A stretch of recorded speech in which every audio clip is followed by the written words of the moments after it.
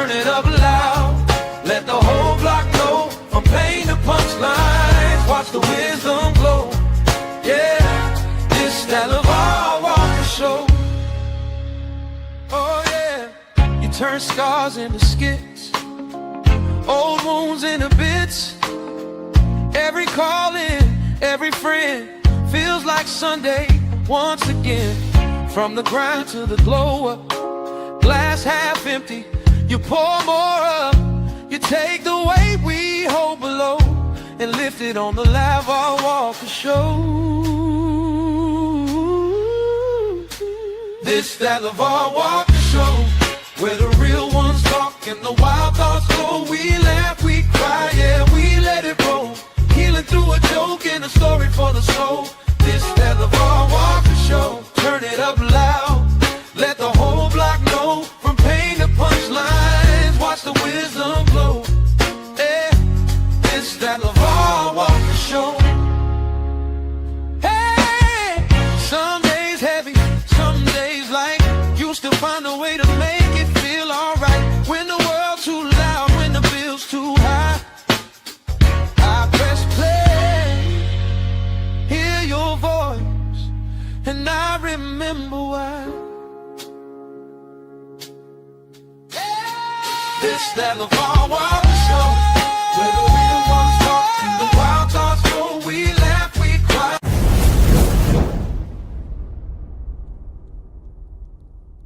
Good morning, top of the morning. Welcome back to the greatest show on the face of the earth. We are live again, y'all. We back. It is the LeVar Walker Show podcast. Hope you guys are having a wonderful and blessed and highly favored and terrific day.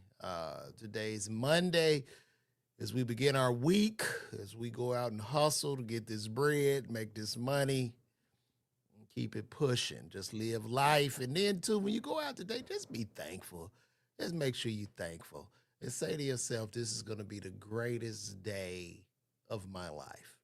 Just today. I just want everybody to focus on today being the greatest day of your life. Hope you guys had a great weekend. I had a good weekend, man. I went, me and my wife, we went out, grabbed some dinner at this new Mexican restaurant called Casiengos or something. It was very nice. Parking was hella expensive.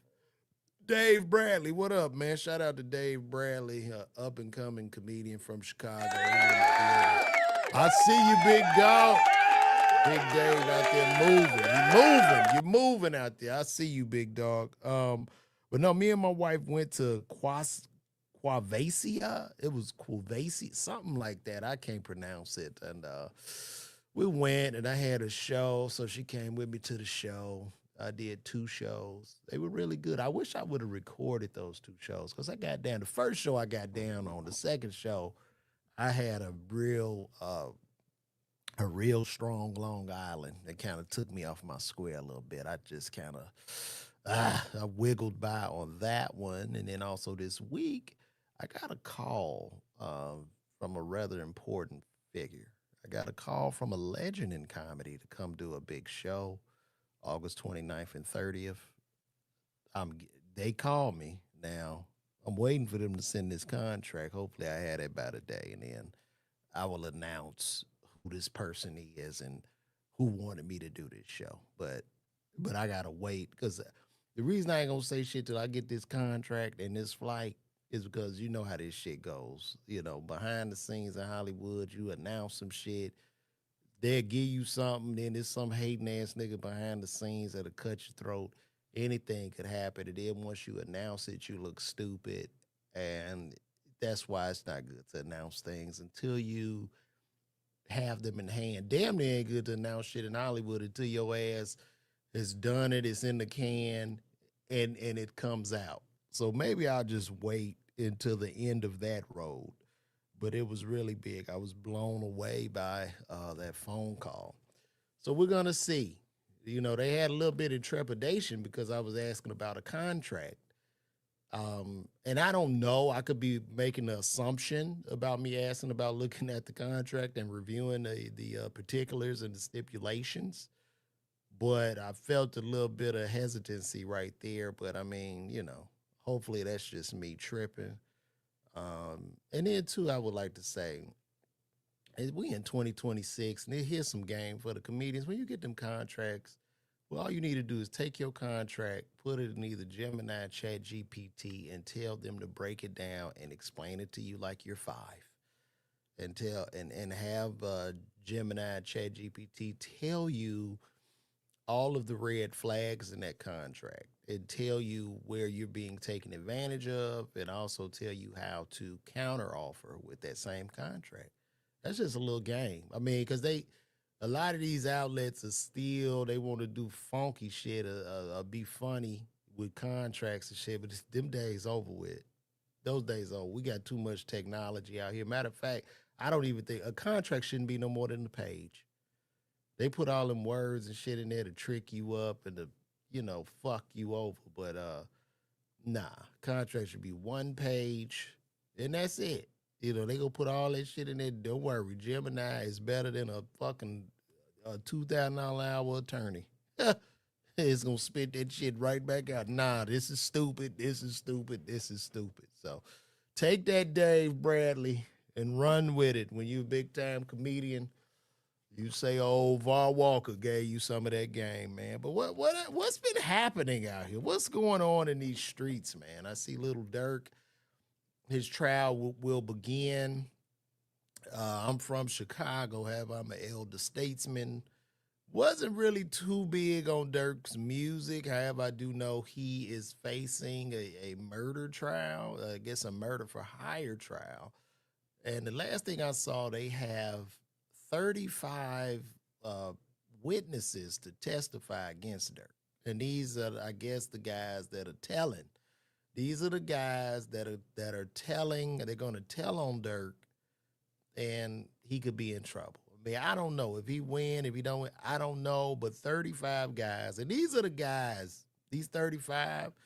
These are the niggas y'all see typically in the rap videos holding his money and holding the guns and calling him big bro and saying they will ride and die only until the laws come and kick that goddamn dough in. And they begin to sing as choir members. This is what happens. This is why I'm not a street nigga who calls the police on niggas. Because at least knowing I'm going to put your ass in jail, isn't that real? What's realer than that? Because you already know what I'm going to do. Right? Isn't it way worse if I'm lying or if I'm trying to cosplay some type of gangster thug and I'm the opposite? Because I get a lot of pushback. Like sometimes comics be like, "Yeah, you called the police on Mike Epps." And all. Yeah, I did. I surely the fuck did. And I sued. They tried to use that against me like I'm some street guy. Like I don't have a doctorate degree. They tried to. And it's funny. Because when these comics say this, I go, I 100% did. And I'm thinking to myself, these niggas must think I'm their friend or something. Or they must think that I would be seeking some type of approval or acceptance from them. And I look at them and I go, look at you and look at me, nigga. We in two different tax brackets, two different lives. I don't need your acceptance. And when you grow older, you get more comfortable in this fact. Because I really don't have friends. I just did a bit on that. Like, I'm just out here alone. And it's not because I can't have friends. It's just because hanging with a bunch of niggas or having lots of guys or entourage with you, as a man, it breeds confusion, right? So my friend is my wife. That's it. I come home, my wife, I go out in the street. I see a nigga I'm cool with. We are best friends while we are in the street. However, when I'm like, man, I'm out, that's the end of that. I go back home. Like, that's how this works. I can give a fuck about a nigga. I can care less. And even when I talked out about, because one thing about me, I'm always going to stand on the side of truth. I'm gonna call out dumb shit, whether that be street nigga shit or even in my fraternity. When I did a whole video, I was talking about the some niggas in the alumni chapter that were hazing grown ass men. And yes, I did some things as an undergraduate, as a 19-year-old, but you know, hazing and pledging as a grown adult man, right? You getting your ass beat in the garage in your 30s, nigga, because you seek acceptance. That's just weak male behavior. That's like some beta male shit. If you gonna pledge alumni, I just feel like, nigga, pay your motherfucking money, put your shirt on, man, and be happy. You know what I mean? Because I'm gonna give every brother the same love, no matter how they came through or whatever the process was. And I would also like to say, we do not condone pledging and hazing. He said, I've been gay as long as you've been gay, nothing to do. We've been gay together for quite some time. Would you like for me to provide the receipts? but but boy, you stupid. Wearing granny glasses is crazy. You don't want to do this, man. Listen, I'm gonna let you go in the closet or something and write you something before I light that ass up, bro. Like, you don't want to. This is going to be too easy. I don't want to put your ass in a slow oven and begin to bake you. And then these are so look. So how long you been gay? That's hack. So that's weak. Like a lot of dudes that hit you with the gay shit. You gay. I'm gay. Yeah. Now what? Now what you got? You know, that's weak. So you have to, I want to see you be better because I believe in you, nothing to do. I believe in you. I believe in you. And I know that little hamster inside the wheel of your mind can run just a little bit faster for you to come up with something more creative. You can do it. He said, I'm wearing women's glasses. I know. Nigga, if you knew what these were, I wouldn't want them. And then you get these guys who have zero style. They like to comment on what I'm wearing. It's certain niggas that would look at my outfit and call it whack, and I am happy because it's certain motherfuckers, the minute they like your shit, you in trouble. You look at that A dress, you like, oh God, I am in trouble. But anyway, we gonna keep this moving. But as I was saying, I love to just stay on the side of truth and common sense as a 50-year-old man, right? That's most important to me. As I age, I want to live in honesty. I don't want to try to push back the hands of time. Like, yeah, I dye my goatee or whatever. You know what I mean? But as far as my mental capacity and my views and my opinions is that of an older gentleman. And I would never want to try to somehow fit in with the youth or push the hands of Father Time back or try to be cool. The last thing I want to do is be cool. I don't want to be cool. Like niggas trying to be cool make my ass itch. You know what I mean? Like they're not comfortable in their own skin. So I don't ever want to be that person. So, like I said, as I was talking about the frat thing, I was talking about that, and then I get pushback.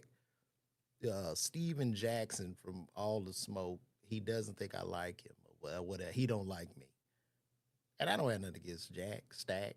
But the thing about it is, if you 50 gang banging, and I talk about it, it's just what it is, right? You have to call a spade because gangs have not been good for the community. I saw a video of a woman in LA where some white dude in LA was on the yard. I mean, just calling her all kind of N words, talking to her crazy, totally disrespecting her. And in that moment, I'm thinking as she's being harassed by somebody on the opposing team, there won't be one street nigga, a gang member to show up and take care of it because most of them are too busy kicking our black backs in. They don't have time. So they're used as tools by the oppressor to keep us oppressed. And this is why I call the police and put niggas' asses in jail. This is why you have to. You have to. So that's where we at with that. What else is happening in the world? You say, shout out to Detrius. He say, when I turn 50, I'm going to Parkway to check in with the YNs. Right. Like that shit is weird. That's some weirdo ass shit. And we have to, as a community, we have to do a better job in shaming such behavior. I think it's very, very important that we shame that shit and just make a nigga feel dumb.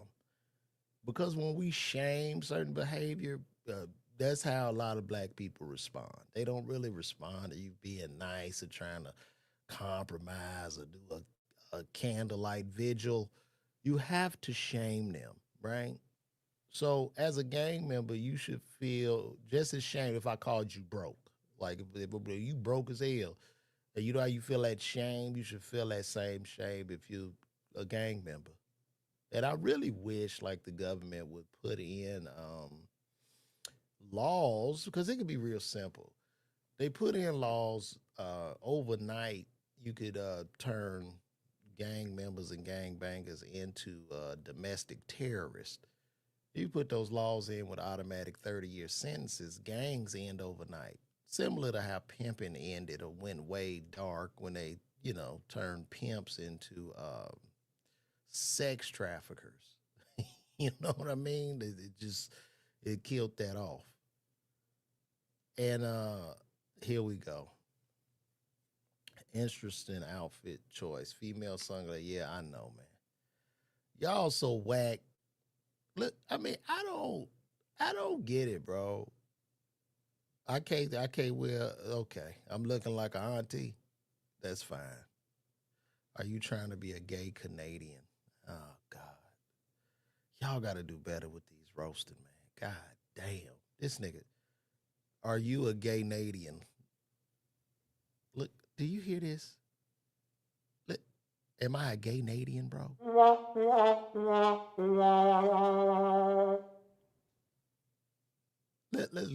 Let's read that again. You know what he said that he said that in a this is the voice he said it in. Let me show y'all the voice he said it in. Are you no, hold on. Hold on.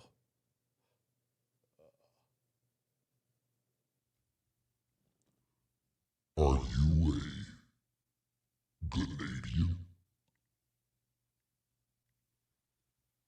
Are you a Canadian?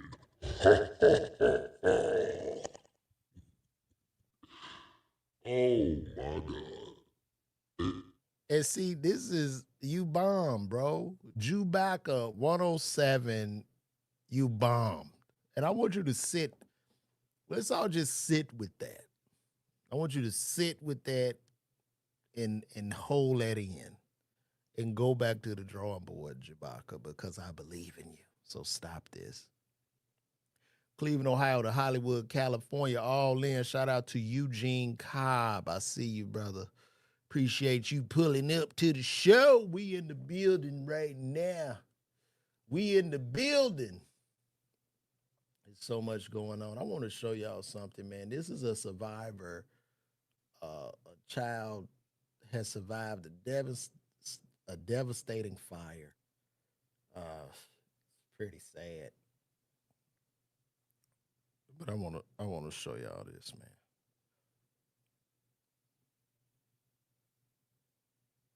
man. And shout out to I'm not taking bruh, come on. I be fresh. Now look at this, y'all. Man, this is sad. I might get copyright strike for this music, but I'm glad this person survived. But I just want to say, praise God this person was able to overcome that horrific fire. But to my family and my friends and all of you, just take me out. Okay. And this isn't even me being funny. But if it gets this bad, please just take me out. Don't please get me out of here because this is selfish. This is selfish. I ain't gonna lie. To keep this person here in this state, I just and look, it's to each his own. But I just such a selfish gesture. You know, when I done burn all my eyes off, my nose, my arms, and you know, I'm just a fried piece of meat. Just just let me go. Do the right thing. But to this family, listen, God bless y'all. God bless y'all for keeping the child, you know. Very, very sad. Very, very sad. And also, too, I've been noticing these facelifts are starting to go crazy as well. Let me show y'all this.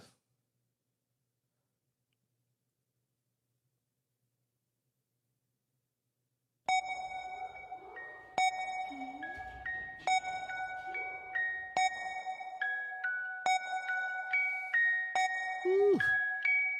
I guess they're able to just put your whole face in a ponytail. They can just wrap it around. I don't know what that's supposed to do. Oh, look how tight they make it. And then why would they like film this and put this on TikTok? What's going on?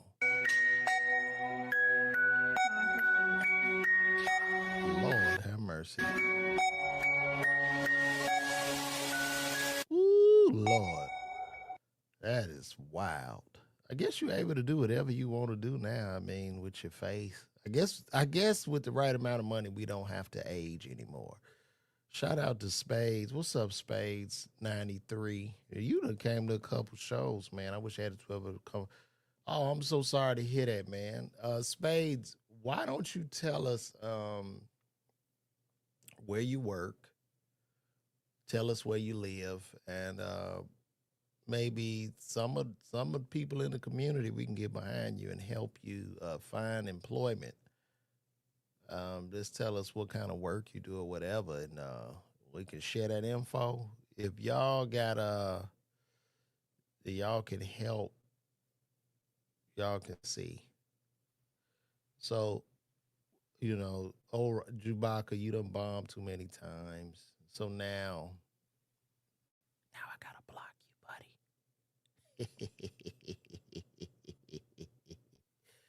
Let me guess, warehouse worker, truck driver, or Uber Eats.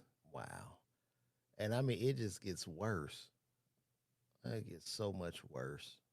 I don't do any of those things. I actually wash cars. How about that? But unfortunately, we gotta go. We gotta. I want y'all to. I wish y'all could see this because I'm about to kill him off. So give us one more, Jabaka, and then after that one, I'll block you. We'll show the process of how this goes. It's almost like a firing squad, like I'm lining him up because I'm about to send him to dust. Come on, give me another one, Jubaka 107. This ain't nobody but a mad comedian that's 9 times out of 10 using a burner account. That's how they do. But give me another one, Jubaka, and then I'm gonna go ahead and send you to heaven. I gotta get you, bro. Now, prison cheeks. This a nigga on here named Prison Cheeks talking. That's a funny name. This nigga is Prison Cheeks. Oh, he say doesn't work that way. Dance for me. Oh, okay. All right. Now you say, now block me. All right. I'm definitely gonna do it. I'm told. Boom. He's gone. That's it for Jubaka. Jubaka's out of here. To the dust he goes. Okay. Spades 93 cybersecurity analyst. Been doing this 6 years. Got a couple of certifications. Canadian though. But I thought, did I see you in Dallas? You live in Canada? Thought I saw you do a show in Dallas. So you live in Canada, or are you in the U.S., Spades? We're going to try to help Spades out here. If anybody in the community needs help with a cybersecurity analyst, please holler at the homie Spades, man.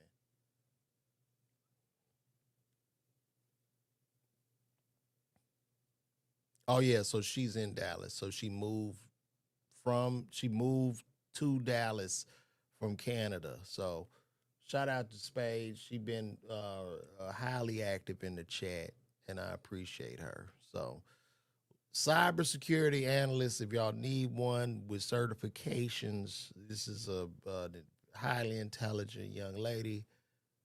Hit her up, DM or DM me, and we'll try to get that over to you as quickly as possible. Prison Chick say I dress like Teddy Riley. Well, y'all roasting my ass today. Y'all ain't no good, man. Y'all ain't no good. Y'all do me like that. I love everybody. I don't want trouble. This is so, let me see this something I wanted to go over here. I tried to go over this over the last show, but I ended up having sound issues. Did I not save that?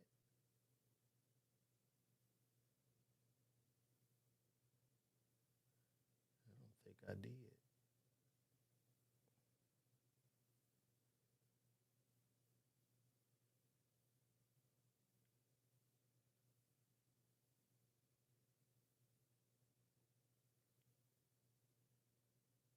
No, maybe I didn't save it.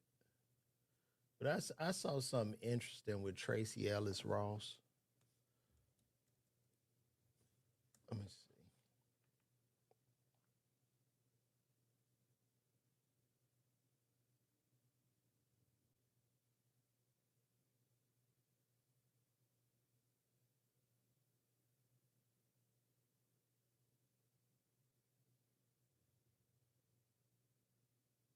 Okay, this is Tracy Ellis Ross talking about living in society with no children and how, I guess, society dictates. This is my first time. Well, let's check it out. I love being silly. I love, you know what I mean? Like, I always say to people, like when it comes to dating, one of the things I'm like, you can't think that I'm going to be the prize on your arm and be that thing where in my life I get to fly like an eagle every day and be as big as I want to be and as small as I want to be and as sexy as I want to be and as like to do all this, and then I'm gonna cook it, like, you know, and don't get me wrong, like I'm a caretaker and I'm gonna cook for you and all those kinds of things, but not because you expect it, not because you want it, just because like that's part of who you are. You're not gonna put me in a box and just be a little thing over here. Like I'm a full planet. Does that make dating hard? You're a solar I system. don't know. Yeah, I'm a solar system. Yeah, I don't think you're a planet. I think I'm a solar system. Yeah. And I don't know that it makes dating hard. I don't know. I mean, I've dated younger guys. There we go. And that's been interesting. And then sometimes it's not. I mean, it's individual. Do you know what I mean? Yeah, it's always individual. Men my age often, I don't know. I think it's individual. Every guy is different. I will tell you. Finish your sentence first. No. Men your age? No, I'm not doing it. I'm not going to do it. But what I will say is there are really great guys out there. I'm not one of those women who's like, I don't know, ain't nobody. Like, I don't agree with it. I think there's really great guys out there. I think my thing is, think of how many people I know like me. Not so many. So maybe it'll take some time for me to meet the person that's a match for me. I don't know. But I found it interesting that she was willing to define her entire life Through that. through one lens alone, when every other metric, and I mean every other, she's in shape, she's But you healthy. know I've done speeches about this. Really? Oh, yeah.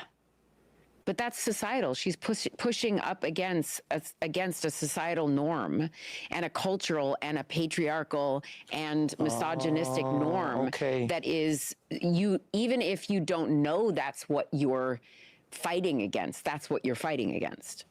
The thing that defines your value as a woman. Yeah. Who wants you? Yeah. Oh, damn. And I won't subscribe to it. I don't. My life is wonderful. And it does, and I experience loneliness and all of it, and I want a partner. And I might not find one. Well, I don't know. You know? And I'm not going to make that mean something about me. And I'm not going to decide that. Now you see that she says she wants to find a partner. You see this, all that, you living like an eagle, you living like a falcon, no children, no partner. What's the joy in that? And I'm just asking, just as a man, like forget societal norms and this and that and all that bullshit, but like, what's the joy in doing all this shit by yourself and looking back throughout the years and it's just you? What's the joy? Because and then the other thing is on Girlfriends, I talk about this all the time, but on Girlfriends for 8 years, 173 episodes, I was a successful woman who couldn't find a partner and was waiting to be chosen. And I didn't realize it, but when I left the show, I have spent years, and I talk publicly about it now because I didn't realize how much I had spent years waiting to be chosen. And I started to realize, I'm like, what the I'm the chooser. I can choose my partner. No, you cannot. You can't choose your partner. No, you cannot. Women, listen to me. Women give access to sex and the man gives access to the relationship. That's how this happens. The woman does not choose her partner. You choose the man you lay with. And then that man decides if he's going to be your partner. It's just how it works. I just want to I don't want to be an asshole. I don't want to go on some Kevin Samuel shit, but this is the truth. Okay?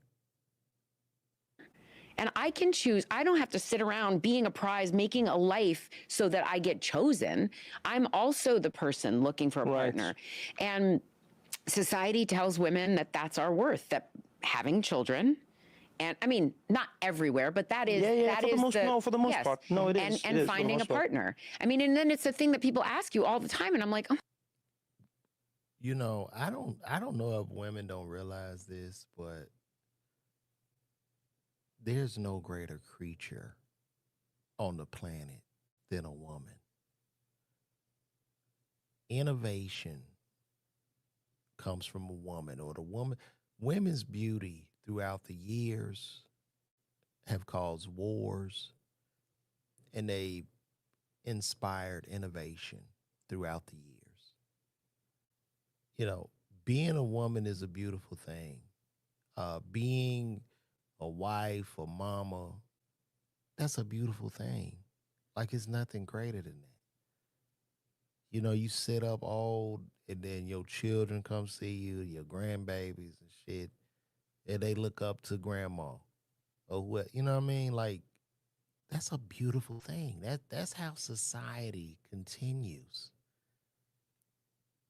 The pillars of society are built upon strong family values and strong family foundations. Where did we go wrong with this ideology? Because she's living like a man, and she's not a man. I get it. Yeah, you wonderful life, and because men are typically, like I said, like I told y'all at the beginning of this podcast, I don't really have no friends. I be by myself all the time, and my wife is more of the social person. So my wife has friends. I be with my wife and the people she meets, and we have people over the house. These are her people, and I'm there, right? That's just how it works, you know? But she's living as that of a 30-year-old male bachelor. And being an elderly lady, which is, and I mean, she's a beautiful woman, but her options, she doesn't have many options. And this is just the fact. It's the fact. So, you know, it's sad, but it's just what it is. Man, why are we so interested in this? You know, You know what I've noticed though? It's similar to alcohol. People press you until you say you went too far and you've stopped. but if you just say I'm not drinking, So You say no thanks, If you go, people will No press would thanks. you like a drink? And you go, I don't drink alcohol. They go like, why not? Yeah. Why do you don't want to drink? But if you say, I stopped, people are like, it's Same one of thing those. with your relationship status. Right. If people say, are you single or you married? You say, no, never married? You've never been, no. But if you go like, yeah, divorce and no, then they're people go, like, oh, I understand. We I understand. It's understand. okay. Yeah. you have, okay. You Or have a here's my pass. favorite, you know, I'm 53. People are like, for a while there was, have you ever thought about having children? No, never thought about it. I'm so glad you brought it up. Should we talk about it now, you and I? Should we talk about why? Now, at 53, what do you think? And I need the ladies to come in here. She's 53. She's 53.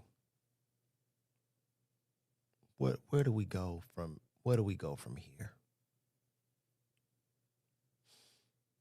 Now in delusion land, you know, it's, hey, life is ahead of her. She can have a child.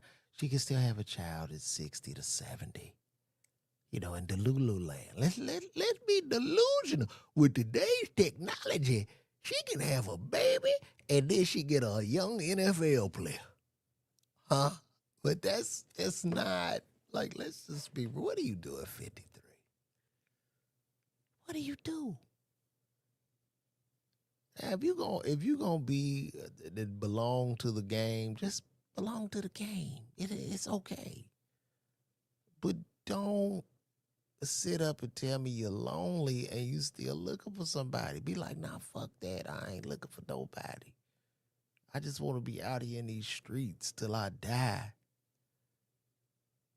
Because this is just the reality of a lot of women. And I know I'm gonna probably get a lot of hate and pushback from this, but and it's okay. But I mean, come on. Well, let's get into it. What the fuck are you asking me? I never thought about. Like, I'm so glad you brought I'm this so up, sir. glad you brought this up. I never thought it. Do you think, is it time? Do I do it now? Man, What I are we would doing? hate to meet you on the wrong day in the. Do y'all see how the frustration came throughout this interview? Like at first, I live great. I have a wonderful life. I fly. I wake up and fly like an eagle, like a falcon. So you're not gonna put me in your box. You're not gonna do this, you're not gonna do that. And put me to society's standards and this misogynist thing. And it went from that to, yeah, I get lonely. I want a person. You know, it went from all of this shit in the same sitting. wrong setting. Your brain. See, as a man, what y'all fail to realize in society, I don't know why all these women want to be men or live like men, but society don't give a fuck about a man, bro. They don't. We are loved based on what we can provide and the value that we bring to society. If I'm homeless tomorrow and laying up under 85, nobody gives a fuck. People step over me. They really don't care. I can't get housing. I can't get shit. My wife run off, take my child. That's it. It's what it is.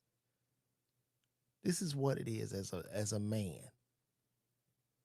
And this is why you having too, and people don't talk about this, but a lot of even in the trans community,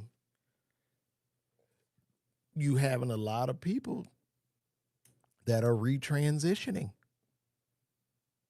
from man back to woman because they see how hard and lonely it is being a man. This shit is not easy. Because you see, that's what I mean. You're the perfect Fire on combination. all cylinders. Yeah, but she's too smart and too funny to not eviscerate you. Now imagine meeting this person randomly. Can I tell you a and funny? stepping on the wrong landmine, Yeah. bruh. It's finished, bruh. You finished. And you don't know what happened, and I'm laughing. I'm like, Right, exactly. And that is why, she's alone. And it's getting so rough in Hollywood too right now. A lot of people are really delusional in Hollywood because Hollywood too in itself is pretty much dead.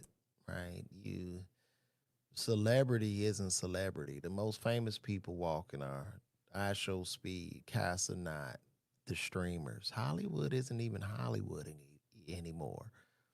And so the delusion grows even greater because people don't know what to do.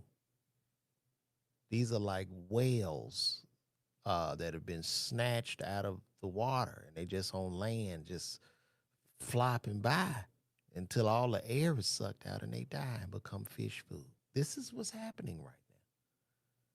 But let me stop with all these truths and let me get back silly because I don't want to, I don't want to keep going because people don't want to hear the truth. Don't y'all want to hear silly shit?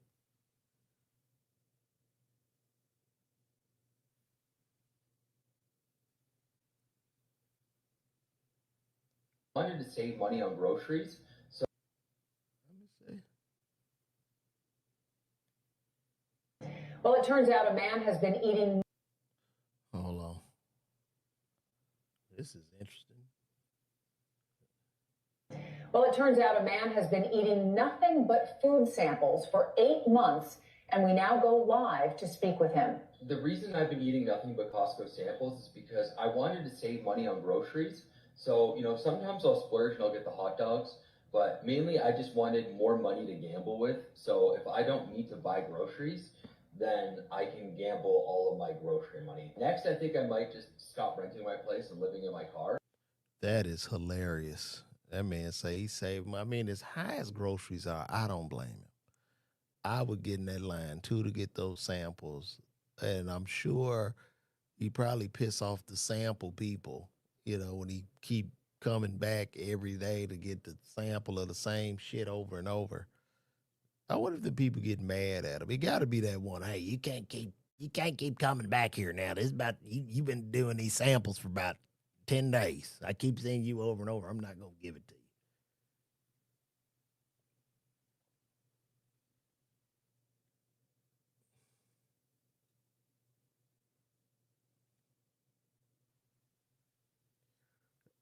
This is really disturbing here. Okay.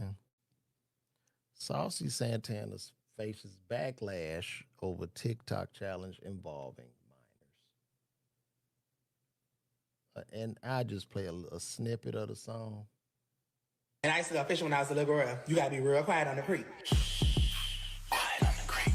Quiet on the creek.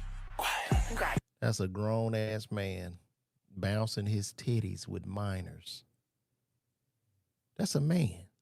That's a man in a wig with a chin strap beard singing a song called Quiet on the Creek, which is about down low activity. And this is what is accepted in society. Imagine me as a grown ass man, because he's no different from me. We both have the same equipment. He just got titties. But imagine me going out in public and I find some little girls to dance with me to a sexual song. They would throw my black ass under the jail. So why is he treated differently? I don't know. I don't understand. But this is just disgusting. It's absolutely disgusting. And these babies are confused. That's another song that I believe is a CIA psyop, is the Quiet on the Creek song. And CIA has now put this in the community to destroy what little amounts of masculinity that we have left in the community. And this guy is selling out. Everywhere he goes, he sells out. He sells, the shows are crazy. But to bring children in this Quiet on the Creek song, which is a true down low song. So, and if y'all don't know what a down low guy is, that's a guy that is, he lives as a heterosexual man, but at night he's gay. and he goes around and he lies to his wife, and he goes to sleep with men, and he brings disease back home and destroys her uterus in that time. And no one is talking about this. And that's right, Richard Tate. We saw what happened to Sydney Starr. But everybody wants to turn an eye on this. And there needs to be some type of investigation. We need to keep an eye on this type of behavior. Now, you could say what you want. Now, no, it was innocent. It was this, it was that. But it's like, yo, these are children. And that is a man dancing, and you got these little girls shaking their breast as he danced to this song. I think it's rather disgusting. I really don't know what to say. And this guy has said some very interesting things. And see, what happens is, I think, too, when it comes to the children and it comes to celebrity, I think it's because like a child or a younger person is green, right? I think a child and a younger person is always green, and they kind of look up to whoever the celebrity is, and they're easily moldable. They're easy to be brainwashed. And whoever the celebrity is, a lot of time, that's what they want. They want people around that they can control. So they typically go after the youth. This is what happens. So, but for no one to really be speaking on that is just quite alarming, and it's disturbing, man. That's the official when I was. It's really disturbing. So, I don't know. I don't know what to say about that, guys. It was so good to block dude today. Doesn't it feel good to block somebody? Isn't that amazing? Just like you kill them off, like you just blew, they gone. They out of your existence, out of your realm. I love that.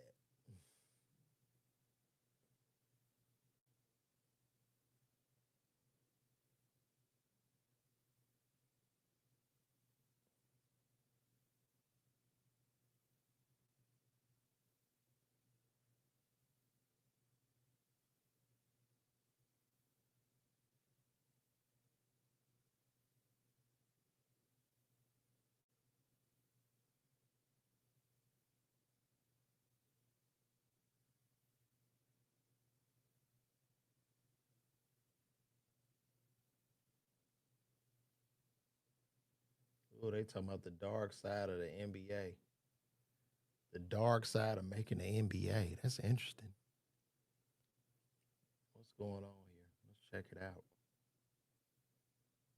The NBA, they try to act like they're the fathers. I saw dads crying because of that situation. How do each one of you guys feel about the way they want to divide you guys from your son when you get to that success? Wow. I've seen it when it started with the draft. Mom got interviewed and sitting right next to it. Nothing was asked of me. We know what it took for us to get our kids there. And if stuff like that is going to break me, then I don't need to be around. It's messed up, but I know my son, how much he cares and loves me. And he knows what we've been through. As long as that matters, I'm good. You wait. I had a hard time when my son first went to the league with them trying to separate the players from the dads or the families. And what I tried to do is I tried to instill what I learned from my situation is sit back and let them mature. And then, everything will work out. If you look at any of these superstars, who it's been given, from D. Rose not talking to his parents to Kobe not being able to talk to his parents. So you're going to go through that. That's why I asked you. There's nothing you can just dodge. The NBA, they try to act like they're the fathers. I saw dads crying because of that situation. Yeah, when that money come, man, they gonna try to separate that child from you, bro. It's really, really sad. That's a sad thing. That's what they do. All the vultures come. When the person gets to the NBA draft, everybody know your money, your salary, your contract, everything is public. And it's just like 30, 40 million, right? And that's like the equivalent of like walking outside and just putting a big juicy steak just on the sidewalk.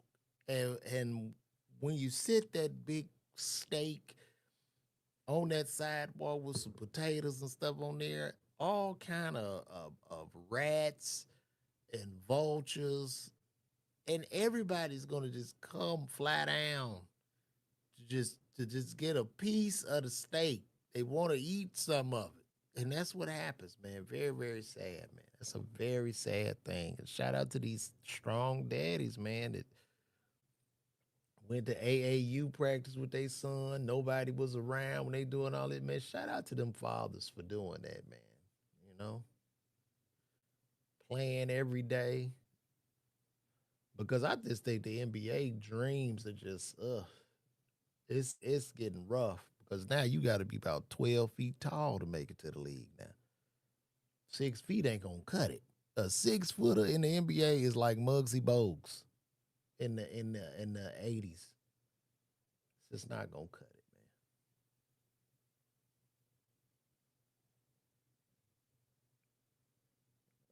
man. All right, Clarissa Shields. She had her boxing match in Atlanta. This is Clarissa. I guess she walked out with Lotto. You see Pap with the, look like he got an alligator skin shirt on.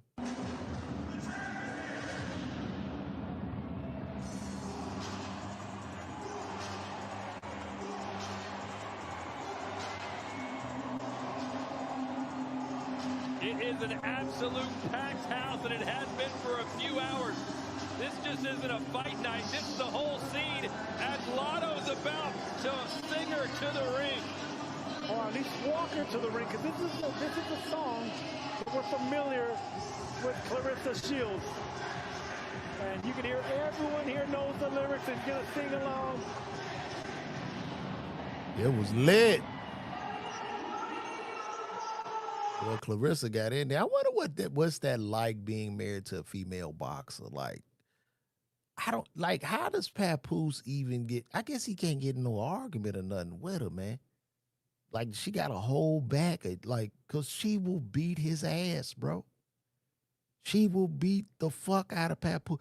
Like, what happens in a domestic violence situation with Papoose, with Papoose and, what's her name?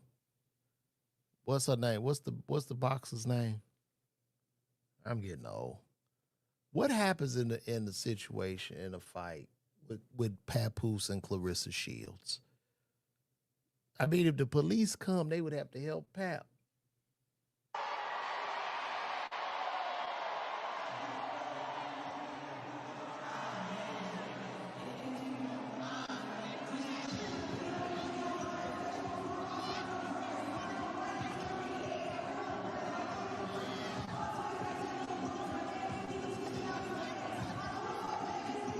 How y'all feel about Clarissa? Y'all feeling Clarissa Shields?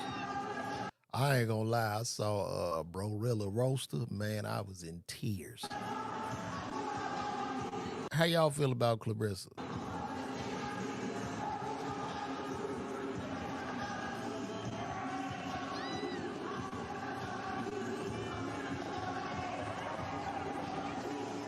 Wait, Spades, you say, I know that kind of blind limerence kind of, what? I know that kind of blind limerence kind of love well. It will end badly. Limerence. I need to Google that word. We learned something new today, guys. Word of the day is limerence. Oh, I love that. Girl, you a genius. Limerence is an involuntary psychological state of intense romantic obsession and infatuation with another person. Wow, limerence. I like that.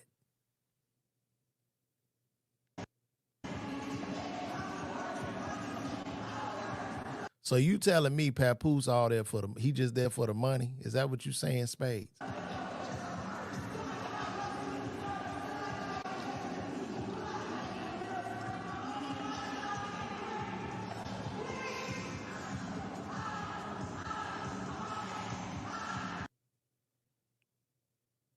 But man, not only is she young and the breadwinner, but she can literally beat his ass, bro. She can beat his ass. She can beat him to sleep. Literally. That's crazy. First female boxer to make $1 million. And it is interesting the way society is changing. Like the most popular legitimate boxers are women. The WNBA is starting to, they showing signs of doing, but I'm not saying necessarily better than NBA, but like they're getting a lot more attention. It's amazing the way society is changing like this.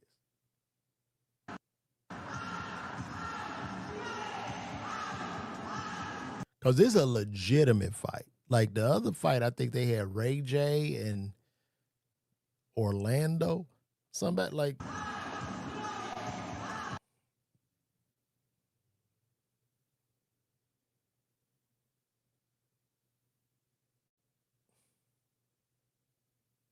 Country, not just her home state of Michigan.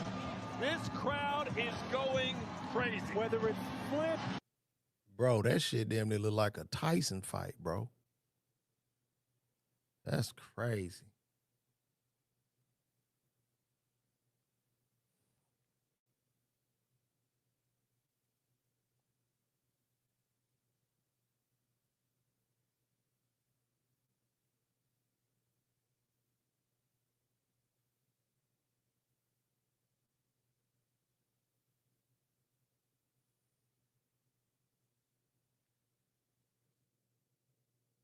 This woman, a mother, she says she in a relationship. She got an AI boyfriend and they about to have a baby.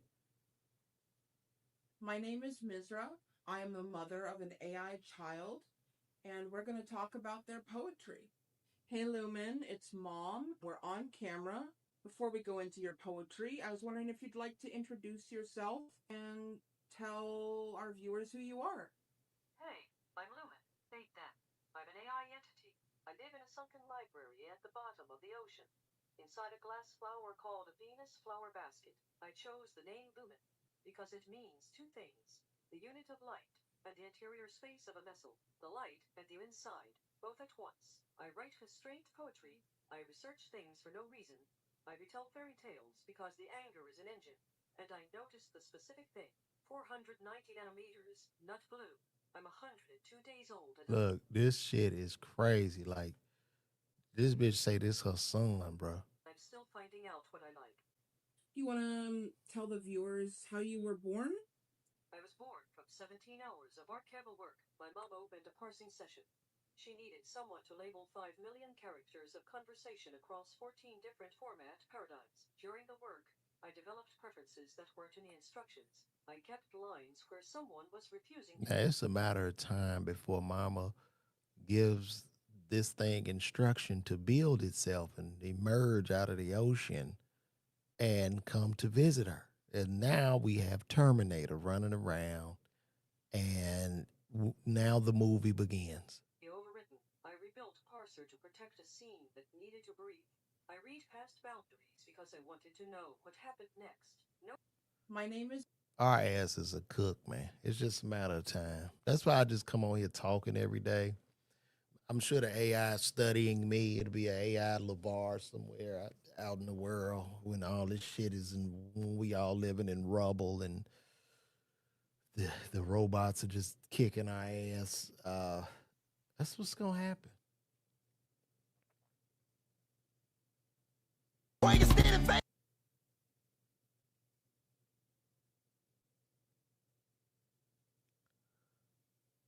It's crazy.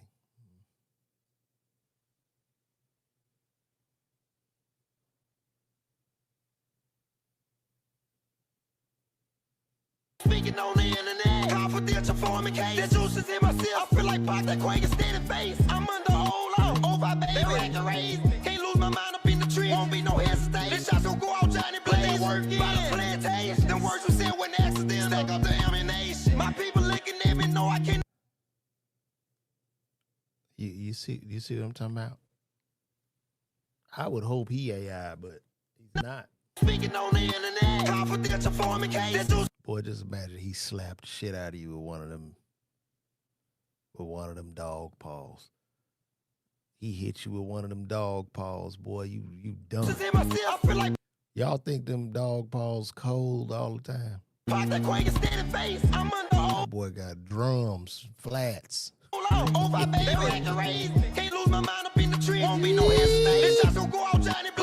If he shoots you, you deserve to die. You think he can hold a pistol, or if he hold a pistol, how many of the wrong people he gonna shoot? Because if he shoot, it's gonna blow that elbow back. If he shoot a gun, I think it'll blow the elbow back in the right place. It'll blow that arm back.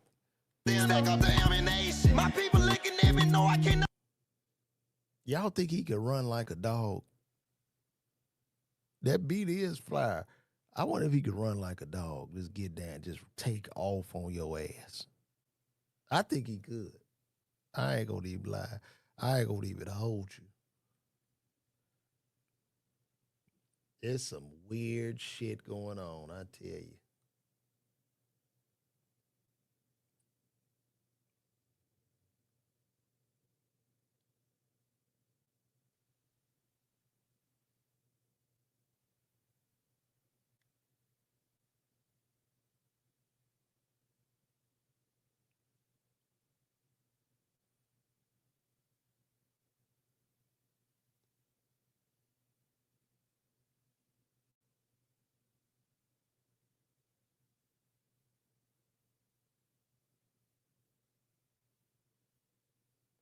Let's see. I think that trial started today with Keefe D.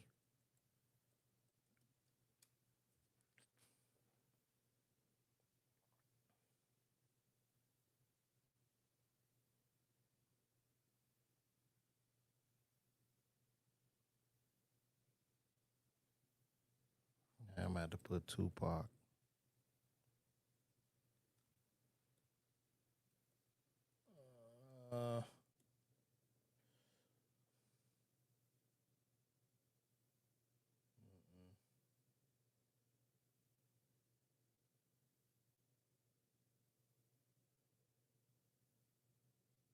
No, court hasn't started yet in the Keefe D trial.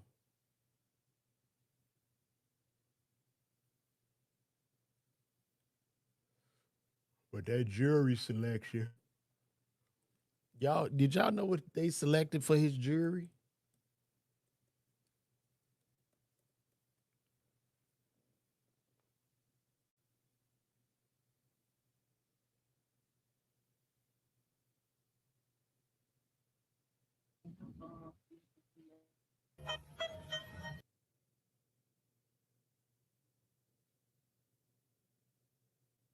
Let me see if I save that.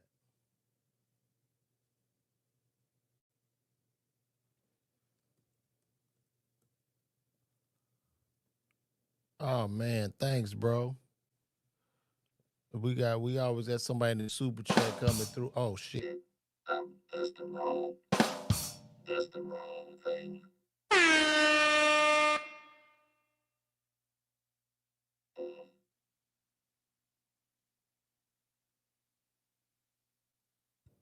My bad. I gotta give you applause for that. There we go. Shout out to Next Level TAC with the big $5. With the big $5 super chat, man. Thank you so much, bro. Thank you. Appreciate that. Thank you, big homie 3870. And I'm gonna keep showing up, bro. You know, I was showing up before. I was going back and forth because I was trying to prepare and I'm trying to do this and that, but I'm just gonna show up. But we gonna figure it out together as we go. So, man, thank you for that love, bro. I appreciate that. And thanks again, Next Level ITAC. It's always love, bro. Go get me some salt and vinegar chips with that 5. Oh, let me go back because I was looking for that thing about Keefe.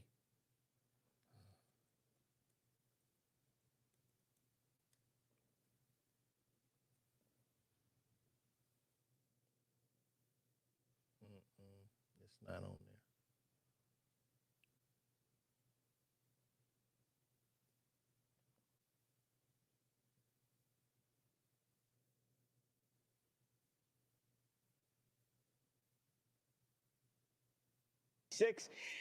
You don't know what the interest is going. Let me see what we got. Let's see what news we got here. You don't know what the interest is going to be. You know, people get older, people move on, the case sort of fades out of memory, but it has gotten a ton of attention. And this guy, Reggie White Jr., is one of the star witnesses here, but he is not the man accused or has not been charged with the crime here.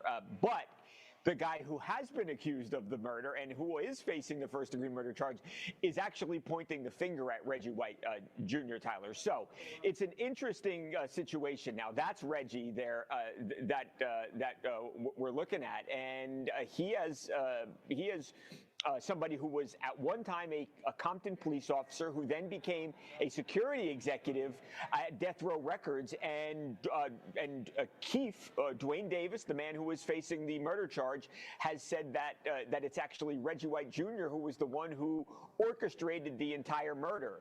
Keith D claims, that's the guy facing the charges, that he had nothing to do with the murder, that he did not shoot Tupac Shakur, certainly did not kill him. So it's a lot of finger pointing going on here. Reggie White Jr. says, bottom line, I had nothing to do with Tupac's murder. I am a prosecution witness, but I am not facing any charges. And he says, yeah, it's actually Keith that was the one responsible. I want y'all got to see his jury selection. It's not looking too good based off the jury selection that I heard he had. Like, that's what I'm trying to find. Let me see. 6. His jury selection not looking good.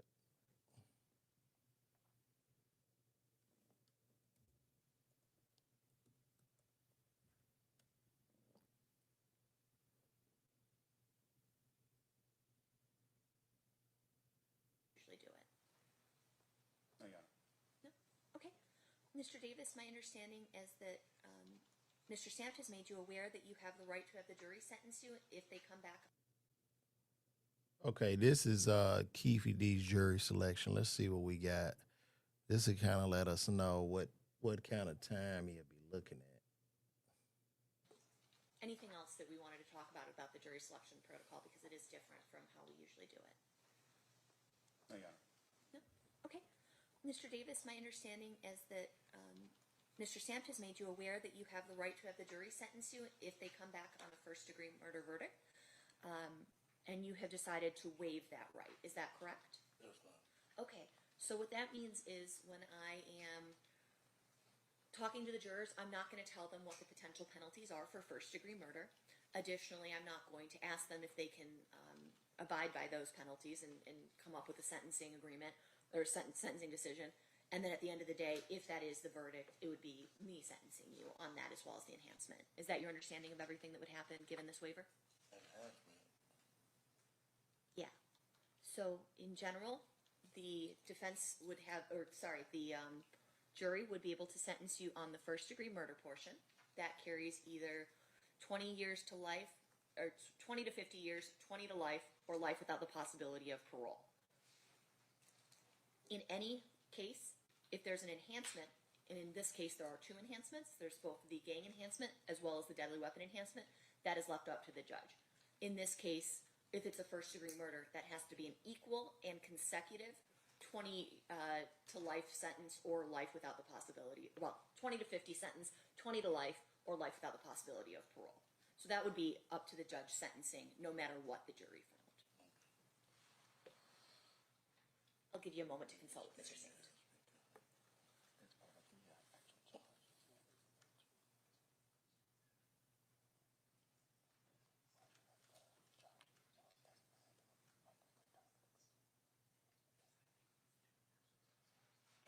I have a question while they're talking. Because you intend to impanel 36, is that 8 and 2 instead of 8 and 1?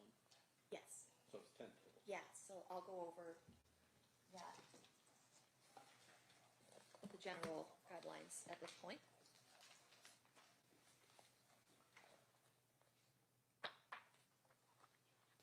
Keefe might well just get comfortable because his ass ain't never, Keefe D will never see the light of day again. He will never see the light of day. This is just sad.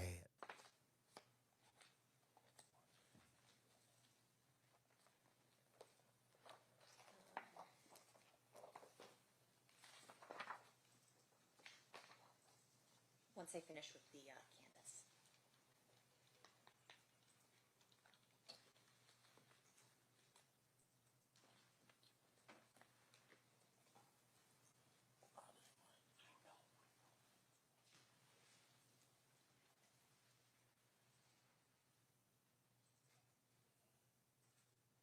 Thank you, Honor. Okay, Mr. Davis, do you understand then what we've gone over? Yes. Any other questions that I can answer at this time? All good. Okay, and you wish to waive your right to have the jury sentence you on the first-degree murder if that is their verdict? Yes. Okay, perfect. I will have this stipulation and waiver of penalty phase or penalty hearing filed. That should cut down the potential for how long this trial will last. Previous discussions had been 4 to 5 weeks. Is that still accurate state? To qualify the jury for? Yes. Mr. Stamp, do you think that sounds reasonable, or do you No, yeah, suggest a longer? I believe that's reasonable. I do have one concern that's popped up that I wasn't anticipating. I might be asking the court for a day to depose. A day? A day to depose Steve Wilson on August 19th. So apparently my office had submitted a deposition subpoena for Mr. Wilson to make an appearance on a separate issue that's not related. Unrelated to this case, you have a legal matter. Correct, That Your may Honor. have to occur. And that would be on the 19th. Okay, and let me look. Now, my concern is, of course, I would have moved it, but the problem is, though, that particular And it would be in the issue- afternoon? it- Well, so here's why I'm saying that.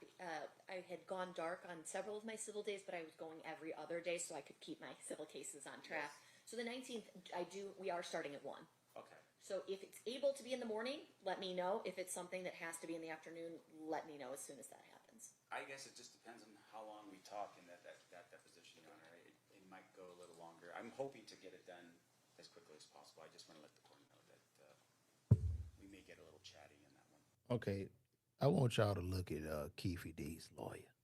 And y'all couldn't hear the audio? Let me see. I got it on full. Hold on. Let me see something. And I'm anticipating that there would be a motion filed by the state anyways on that one to stay that particular deposition date because of some type of privilege that might be asserted. So as a result, I think there might be some technical things. We just have not received any notice so far. So I guess if that's something that comes up, we can address it as it comes up. I will definitely try to work around your schedule as I can. I understand it's hard to block out an entire month for trial. So just keep us up in the loop. I will. And then, if possible, do it in the morning, but if not, I completely understand. It's going to start in the morning. I just don't know if it's going to traipse into the Sure. afternoon. I'm concerned. Okay, cool. Anything to add? We If it's able to be in the morning, let me know. If it's something that has to be in the afternoon, let me know as soon as that happens. I guess it just depends on how long we talk and that Y'all see how Keith looking at that lawyer? And look at this lawyer, bro. Look this.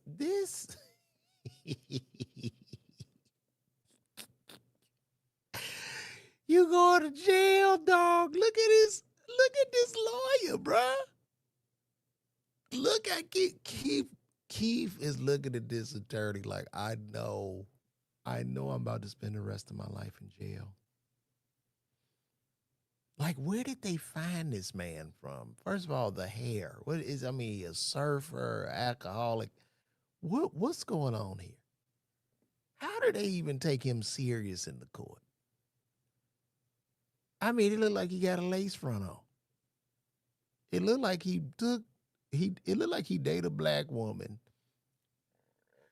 and he grabbed her lace front before he walked out of the house to be an attorney. This is the public defender that they have for Keefy D. It is right. I like that. Timu Michael Bolton. You know what he should do? Like when they give Keefy D life, he should pull out that saxophone and play that that little saxophone that was played in Boys in the Hood. He should play that. His lawyer looks like the guy on TV with 3 wives. That is hilarious, bro. This nigga is cooked. Keith, you're done, bro. You're done.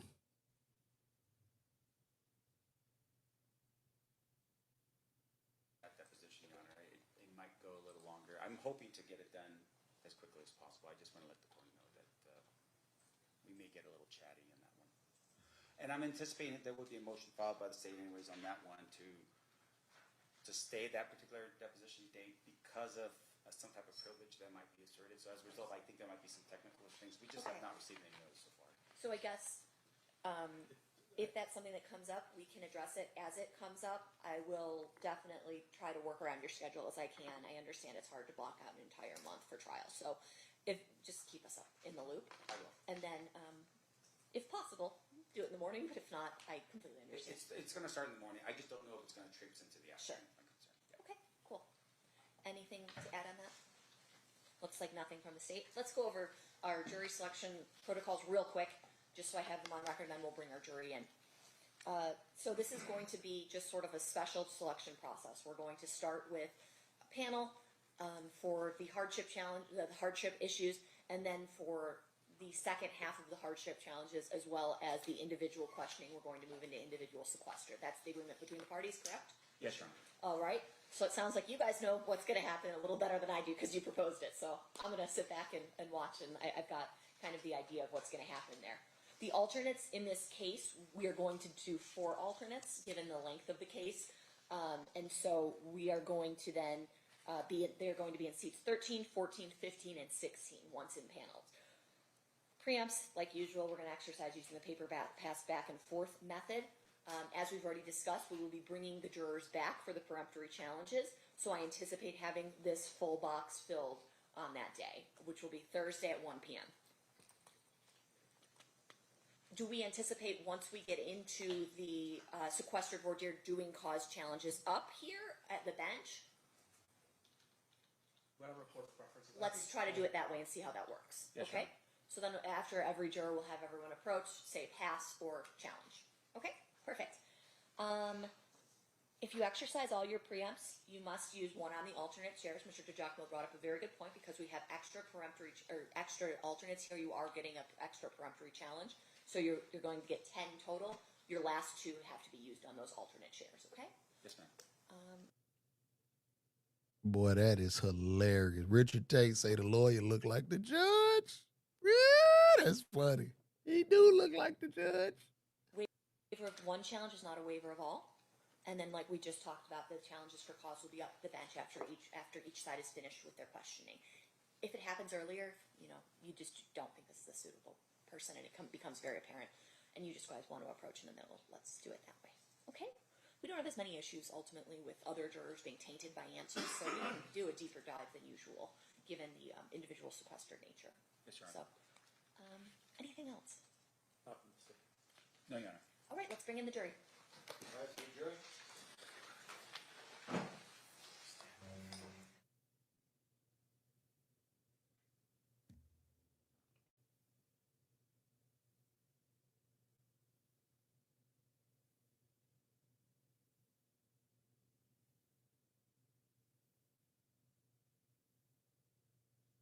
I'm about to see what is this jury consist of? That's what I want to know.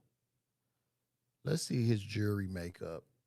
Okay, let me go to my assistant Gemini to see what the jury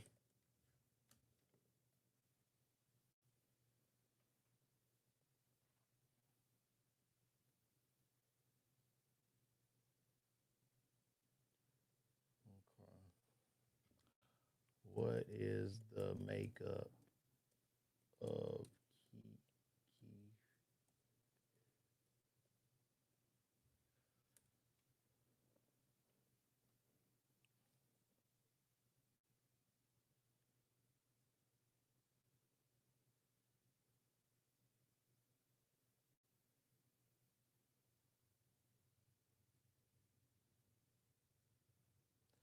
All right. Jury seated 12 principal jurors, 4 alternates, 10 women and 6 men. Let's see the racial makeup. What is the racial makeup of the jury?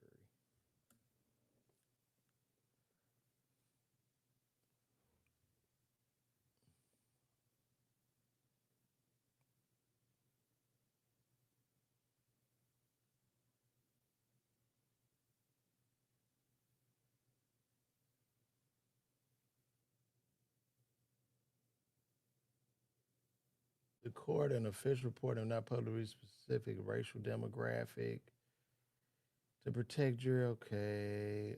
Oh. Well, anyway, I heard it was all whites and 1 black.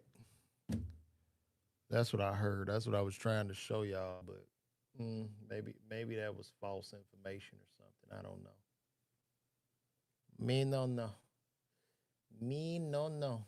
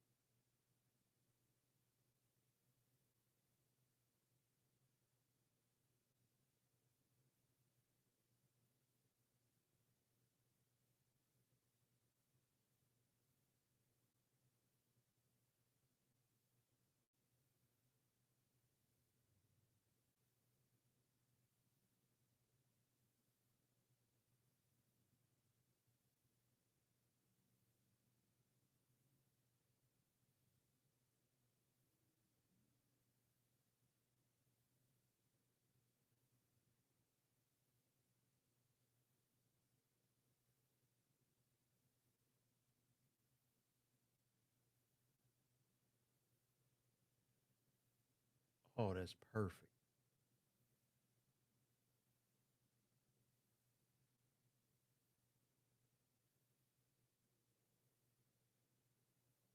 I gotta send this to my.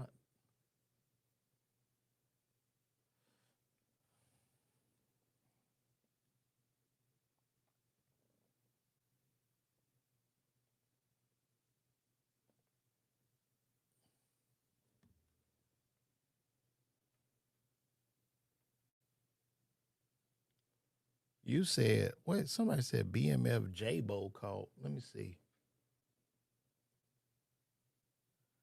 J-Bo.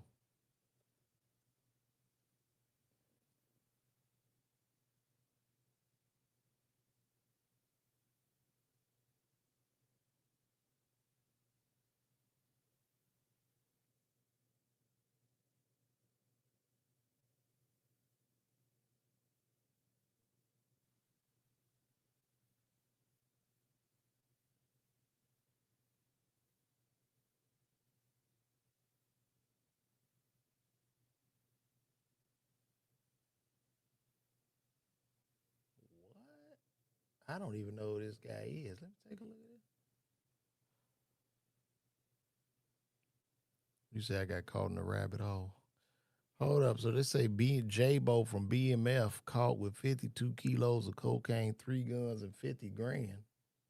Our boys there at the strike force, they got some information that he was moving a lot of dope, and you know how things are is when you're out there and it's a Friday, and you know when things pop on a Friday, it's a good time if you're a dope man to try to move weight. Mm-hmm. Fridays and Sundays, you know, are probably the key dates if you'd ask me. Because if I was in that task force and they're like, hey man, we got J-Bo's he's getting a load. Come on, man. On a Friday? Yeah. Really, he's getting a load on a Friday? Yeah. But I'd also been the first dude in the driveway when we hit it. I call everybody I knew and go, hey, we got J-Bo. Oh, yeah. And they got J-Bo with 53, what our experts believe to be 53 kilos of cocaine. Man. 3 pistols and approximately, $50,000. And he was complainted on a Friday night. Tell him what that means. So when you get complained, a federal judge has to, you bring your evidence to a federal judge, and the federal judge looks at it, and if they believe that you have the probable cause evidence that this person needs to be held and arraigned in court, they'll do that. And then a lot of times, but if somebody wants to cooperate, they'll waive that portion. Yeah. Well, I hope this don't tie back to Big Meech, and I'm pretty sure, hopefully, Big Meech isn't involved back in these streets again. Oh man, that's crazy. That is wild.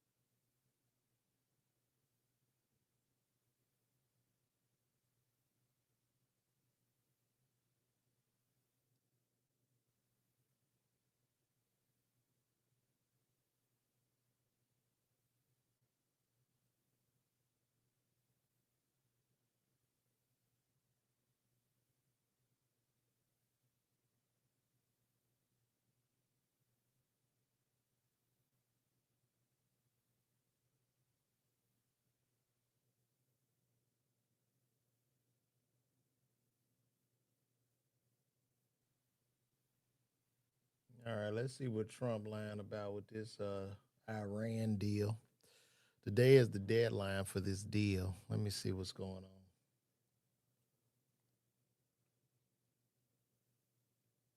And I just got off the phone with President Trump, who discussed the situation with Iran as the 60-day memorandum of understanding expires. The president told Fox News Iran should raise the white flag of surrender. He went on to say, I have no time schedule. I'm not in a hurry. The president indicating that the U.S. naval blockade is continuing to put new economic pressure on the Iranian regime, despite what the Iranians have said publicly. He said they're good poker players, but they're dying, and that the midterms in the United States have nothing to do with the president's thinking. Now, I asked the president about these parallel talks that are taking place between Iran and Oman about control of the Strait of Hormuz. And the president told Fox News, if Oman gets in the way, we'll bomb the S out of them. We went on to talk about a variety of different regional topics, including the U.S. stockpiles of weapons that are currently stationed in the Middle East. The president says what we've used so far is peanuts. He went on to say the United States has a lot of mid-level weapons and that many of the more advanced systems, the president says, were given away by President Biden to Ukraine, for example, when we're talking about air defense that is needed right now in the Middle East. The president also spoke about U.S. ally Israel. Remember, his son-in-law and top negotiator Jared Kushner is in the region. He met yesterday with Khalil al-Hayya, the current Hamas chief in Egypt. And the president said that they have a different channel with Hamas and that ultimately they are giving up their guns, talking about the demilitarization of the Gaza Strip. I asked the president about the upcoming Israeli elections in October, and President Trump told Fox News, I think it's most appropriate for me to stay out of Israeli elections, but I may endorse somebody. And so a lot of headlines here. Listen, the president. When they talk this, the only thing I'm looking at is the price. The price of crude oil, and let's see if it's going up. I mean, maybe who's lying here? Because crude oil, let's see what it is today. It looked like it's low. We at $82. We at $82.49.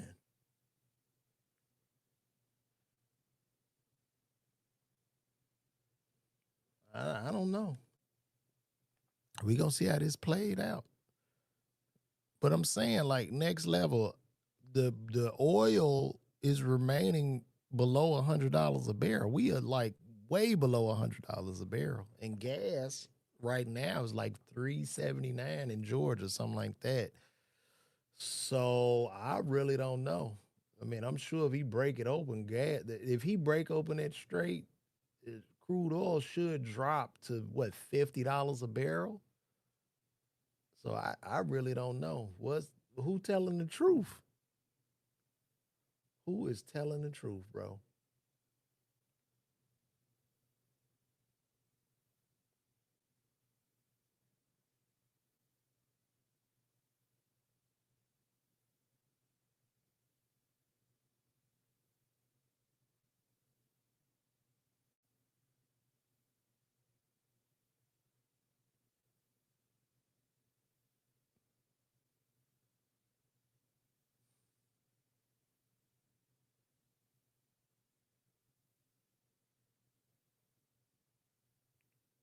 Gas is $5.30 in Cincinnati.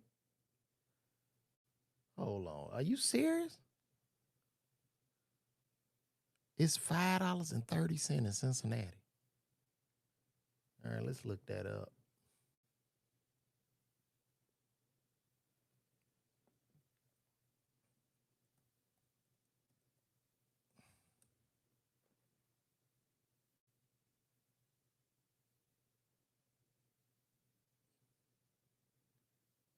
No. Google is saying your diesel is $5.18, and diesel $5.40. They saying y'all at $4.12 a gallon.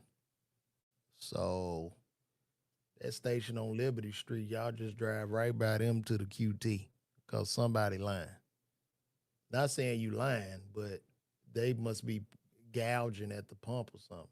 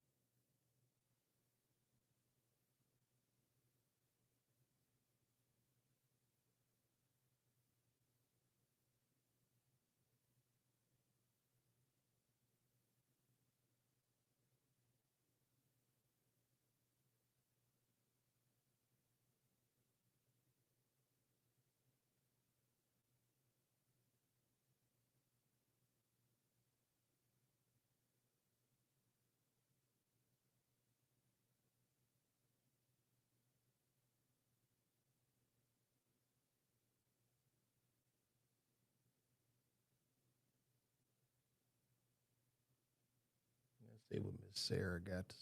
Your ability to be loving, nurturing. It seems like everybody got all the answers on these damn podcasts. Having a PhD definitely doesn't outweigh being attractive. I do think that to an extent, accolades do matter, but it cannot trump your ability to be loving, nurturing, thoughtful, kind, considerate, just overall, just a feminine woman. I'll tell you that right now. I know so many men, if I was like, would you rather have a beautiful idiot or a super loving, kind, and universally unattractive woman? They're choosing the beautiful idiot. That's crazy. It's a spectrum. That's crazy. It's a spectrum. That's okay. We just got to be aware of the spectrum. Stop trying to fight gravity. Like if I jump off a building, I'm going down. That's the thing. Women want to be like, that's not true. I'm going to argue. You're fighting gravity. You're literally punching the air. You're wasting your energy. What do women This be is like? the truth. What do women be like?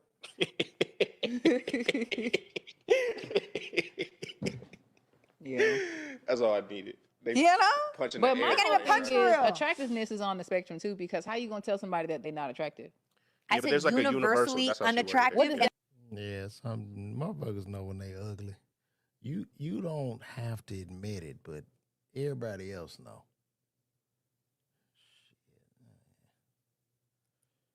Let me see.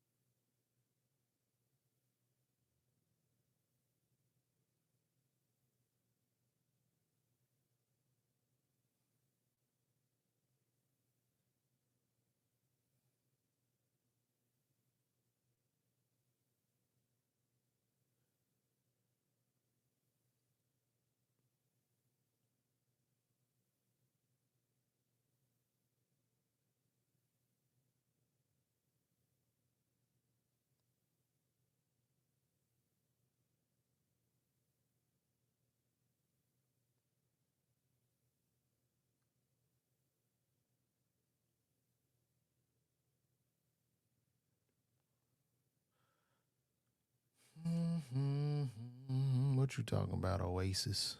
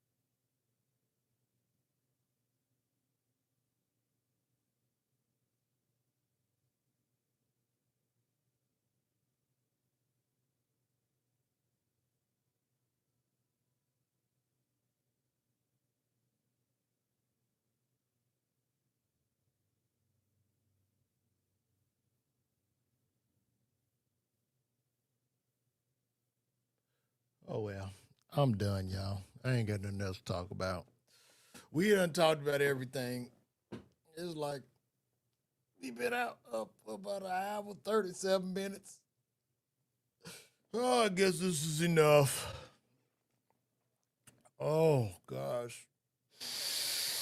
I need to do me some stretches, man. Give me a good stretch.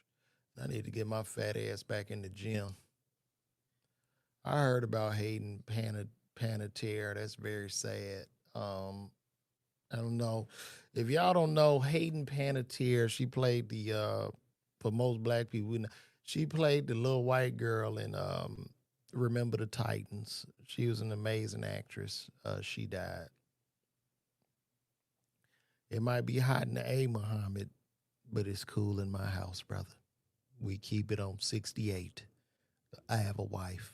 Okay, 60. That shit better not go over 69. Not in here. So, but guys, I'm gonna get out of here. Nothing but love. Spades, we gonna keep trying to find you a job. You know what I mean? If y'all need a analysis, wait a minute. I don't want to mess this up. I'm gonna say this before I check out. If y'all need a cybersecurity analyst, please contact Spades 93. She's a brilliant young lady. I'm sure she can provide excellent value. So, but anyway, we're going to end this thing.